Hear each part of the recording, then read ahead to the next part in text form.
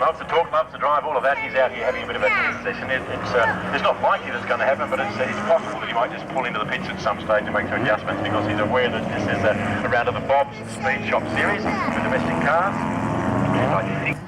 And just keep your eyes on the white Monza. Is a blinder off the line. This car has always had very, very good traction. 10 seconds to go, David Rose. Thank you. Okay, standing by 1, 2, 3, 4, 5, 6, 7, 8, 9, 10 sports sedans in this race. Only just finished literally 10 minutes ago, the Tony Barnett car, as it were.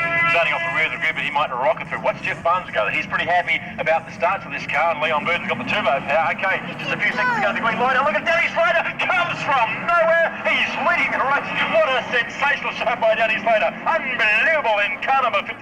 Danny Slater XC1 It's a V8, but it turns over a lot of the others. And what a fantastic start. As though he started yesterday. Doesn't matter though. Got all inspired. Almost ran out of road in the Southern Star races. Not quite a lot of heat in those front tyres. Doesn't matter though. He's leading high, wide and handsome. As for the Jeff Barnes start, I don't know. Maybe he's saving it for the Coca-Cola Challenge races later in the day. Doesn't matter though. Okay, turbo power of Commodore. Leon Burton up the hill this time around. Heavens above, over the Winfield corner, down the Tas Protect straight. Danny Slater's still got the pedal, the metal. You can bet that right foot is absolutely buried in the firewall. Through the Mobile Carbons corner for the first time. Listen to the sound this time round. We've got V8, we've got rotary, we've got sixes, we've got plenty of horsepower and plenty of fantastic motor racing sounds happening on the back straight at the moment. Leon Burton flashes past Slater this time around. It's turbo 6-cylinder versus V8. Burton very, very fast in qualifying yesterday and this morning. A wide run there for Danny Slater, a bit of understeer. Jeff Barnes, he comes Barnes now. How do you see how he's done? The car has just basically turned to wheel the last couple of days. It did a pretty good time yesterday. Greg Crick took it out for a run, did a similar time. It's a bit soft. Drives like a trolley bus, I think, for the words they used. They put some heavier springs in it this morning and it was worse. He's running some tyres on the front that makes the car feel a little better. But they've first put on the car in 1980. A funny guy, so that's worth a look at. We had the traditional something after Baskerville happening down here in the pit area. So Elvis and Nat King Cole appearing is really rather sensational. And excuse me, silly me. As I said right at the beginning, David, one of the great characters of Australian motorsport. I think that's great. We need this sort of thing, quite frankly, just to lighten everybody up. Because this sports sedan racing can get very, very serious.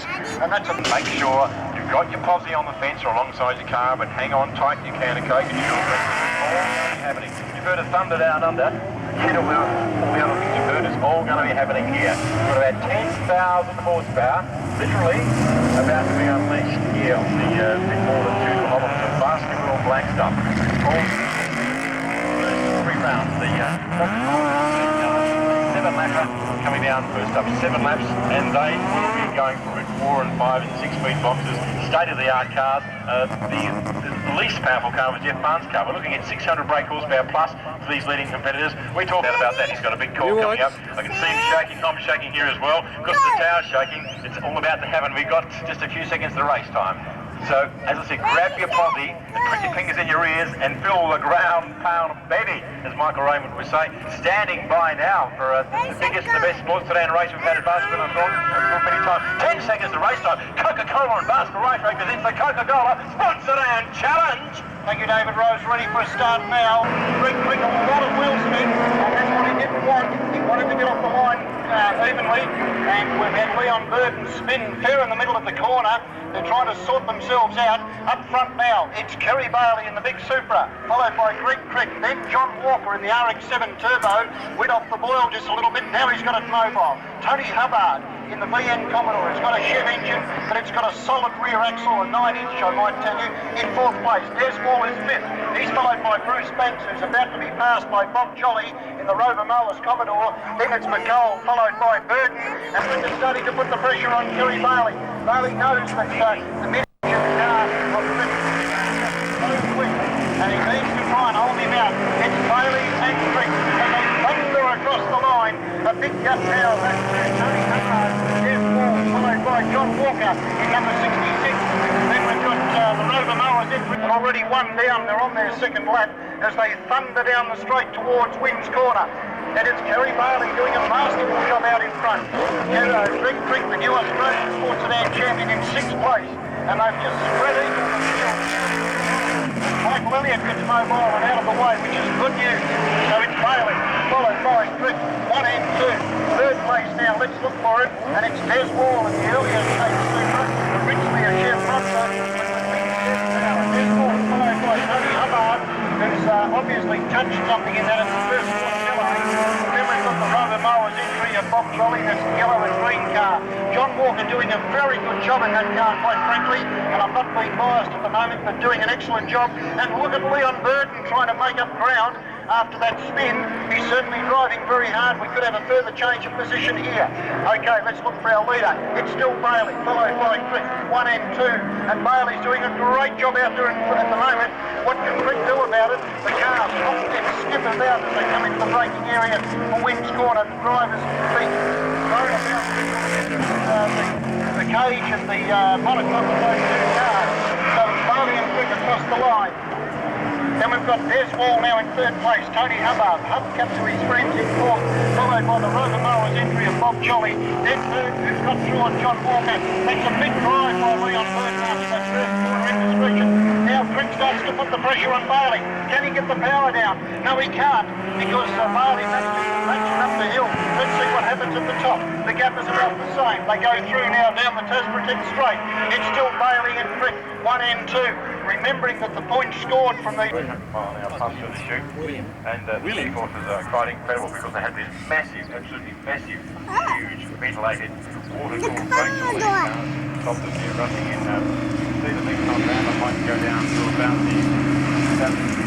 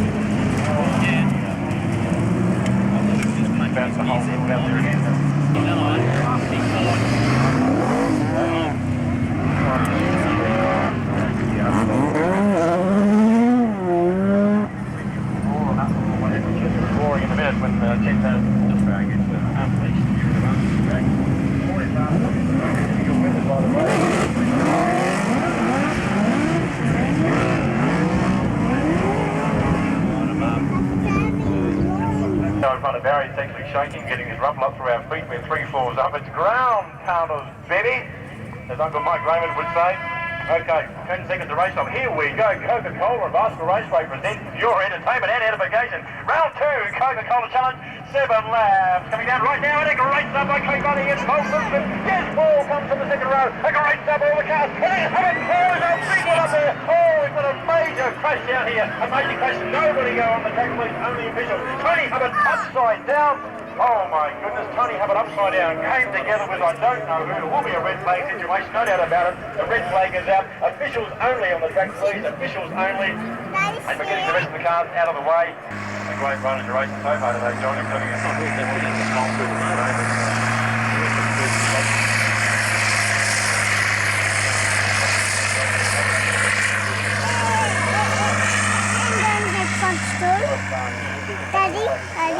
Daddy. And then headphones. Daddy. The motor car is now severely damaged, and hundreds of hours of work have got to be repeated. So we do feel that the money is coming around now to line up on the grid. This is going to be big two.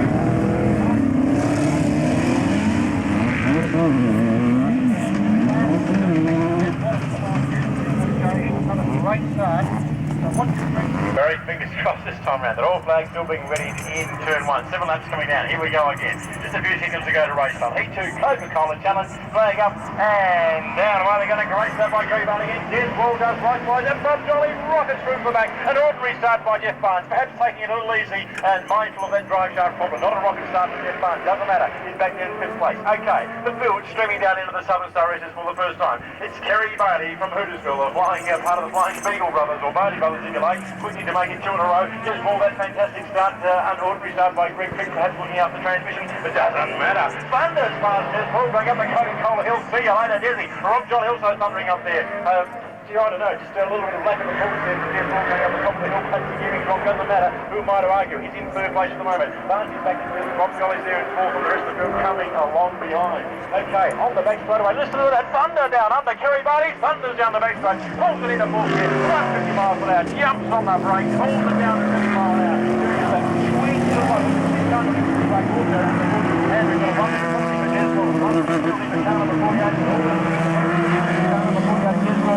dangerous jump to start. No wonder he got a name and start according to the judges. 1 minute penalty, Deswell jump to start. So we can run 3rd on the road all day long, but to put that 1 minute penalty onto his race time, that'll probably put him pretty much last. Okay, doesn't matter. Just probably just still stay out there and be a racer, because that's exactly what he is. Back in the front of the field, Kerry Baily trying to go 2 in a row. Crick wants to reverse that situation. He wants to prove why he is Australian Sedan champion. Over that blind left-hander. The sucker's corner is down on Hubbard dumped it all those years ago over the top of the hill. Let's have a bit of a count. The corner's about him.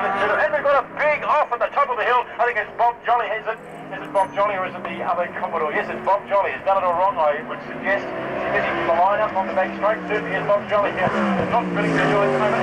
He's really near this second action of the snow. Looking at the second corner. He's going backwards. Jamie's back on the racetrack. Unbelievable stuff. Unbelievable stuff. Oh, we didn't unload him in 3 Baily. I will never know. We are talking about Australia's best sportsman drivers. We're talking about athletes. We're talking about sensational drivers. That was another big accident going somewhere to happen in a rapid pace, ladies and gentlemen. But Crick had to save it today. No doubt about it. Has lost a fair bit of time, but he'll come back. He's a racer. Who's having a look down the inside? Kerry Baily quite rightly shut the door and grand facing the house Crick did. I never know. Kerry Baily had a mobile gift tray at the moment, a gift foil catch tray. It was the front spoiler of Greg Crick's Honda Wheeler. It doesn't matter. He jumped off the pace a little bit. This is the furthest back he's been all day so far. But we're only not even halfway through the motor race. 4 laps to go. It's not even on the half. Don't also worry about Kerry Baily. He's got the gearing right, he's got the motor right, he knows his track, and he's got the motor on his side. He wants to win. He wants to prove a point. He's got his good mate Crick there. He's got Kerry Baily's car's a little bit better geared. Something that he admits to, and Crick says, well, we know maybe a bit more time here or do something different with the gearing, so they're working their engines pretty hard at different places. It's pretty evenly matched on the power.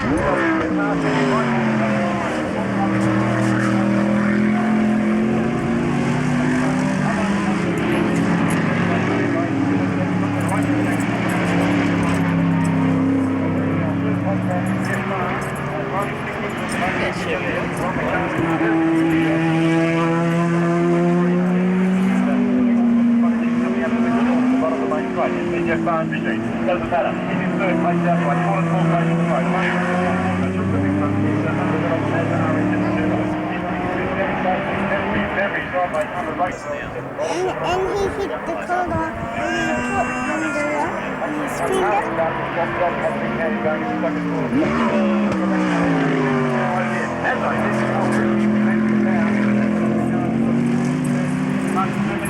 Don't really get the power down. Look at the plate here.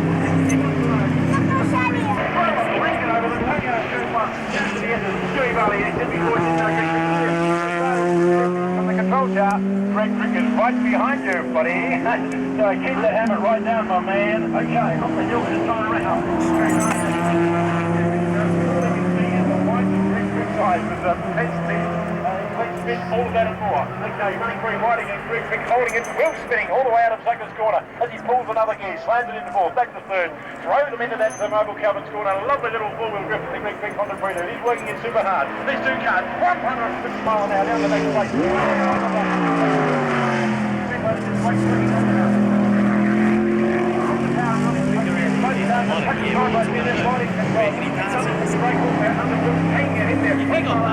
Okay, if it's going to happen, it's got to happen now. Is Crick going to turn the table? Has it on the inside? Okay, how you going? speed. Oh yeah, unbelievable stuff. Fantastic. Fourth for that race. Here at Baskerville away from the top speed. Down through the top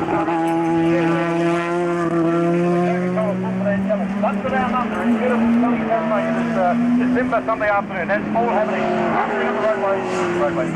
That hill anyway. You know what I mean? It's the roadway.